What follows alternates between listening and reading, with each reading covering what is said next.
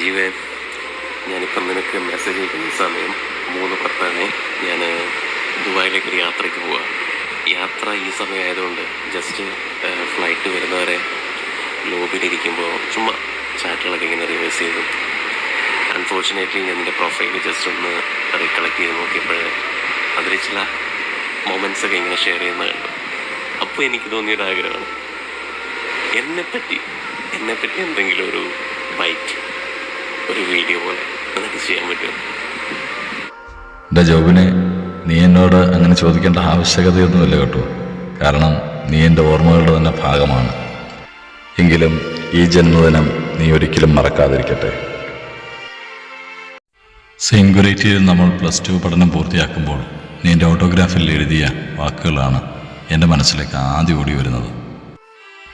ഹൃദയം ഹൃദയത്തോട് എന്ത് മന്ത്രിക്കാൻ. എൻ്റെ 2 കണ്ണുകളാണ് നീയും രാകേഷും, എൻ്റെ 2 കാതുകളാണ് അവനും നീയും. അങ്ങനെ ഇരിക്കുമ്പോൾ ഈ വേർപാട് തീർച്ചയായും എന്നെ വേദനിപ്പിക്കും. എങ്കിലും ഈ അകലം വലിയൊരു അടുപ്പത്തിനിടയാക്കട്ടെ എന്ന് നീ കുറിച്ചു.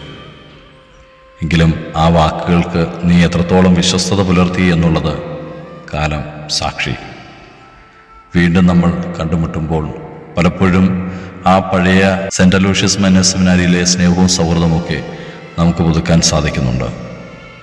ഞങ്ങളുടെ മനസ്സിലെ ആ പഴയ ജോബിനെന്ന് പറയുന്നത് നന്നായി പാട്ടുപാടുന്ന, നന്നായി പഠിക്കുന്ന, ഒരുപാട് സാധ്യതകളുള്ള ഒരു ശൂരനാടുകാരൻ.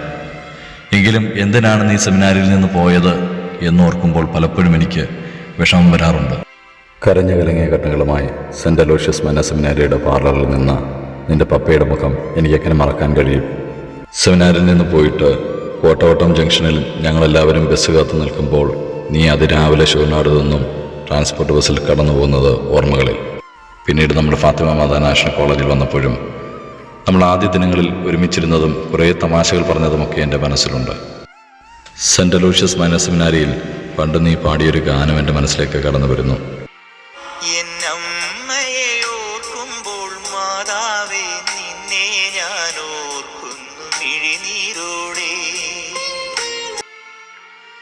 നിന്റെ മമ്മി സ്വർഗത്തിലിരുന്ന് ഇത് കേൾക്കുന്നുണ്ടാവും അല്ലേ? ആൻഡ്രോസാൻ്റെ സ്പോക്കൺ ഇംഗ്ലീഷ് ക്ലാസ്സിന് ഫസ്റ്റ് കിട്ടിയത് നിനക്കാണ്. അന്ന് സാറ് നിനക്കൊരു സമ്മാനം നൽകിയത് നീ ഓർക്കുന്നുണ്ടോ എന്ന് എനിക്കറിയില്ല. പിന്നീട് നമ്മുടെ +1 ക്ലാസ്സിൻ്റെ സമയത്ത് മേവിസ് ടീച്ചർ നമ്മളെ പഠിപ്പിച്ചുകൊണ്ടിരിക്കുമ്പോൾ നമ്മൾ ചെയ്തൊരു സ്കിറ്റ് നീ ഓർക്കുന്നുണ്ടോ? കുതിരയെ ഓടിക്കുന്ന പോലെയൊക്കെ ശബ്ദമുണ്ടാക്കിക്കൊണ്ട്.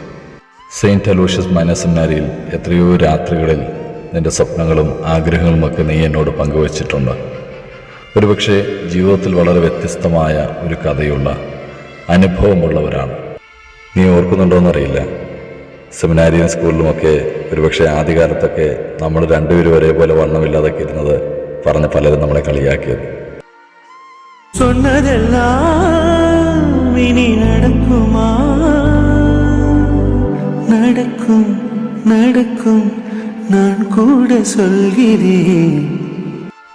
ജോബിനെ ഒത്തിരി നന്മകൾ ഞാൻ നിനക്ക് നേരുന്നു. ഹൃദയത്തിൽ നിന്നും happy birthday. God bless you so much.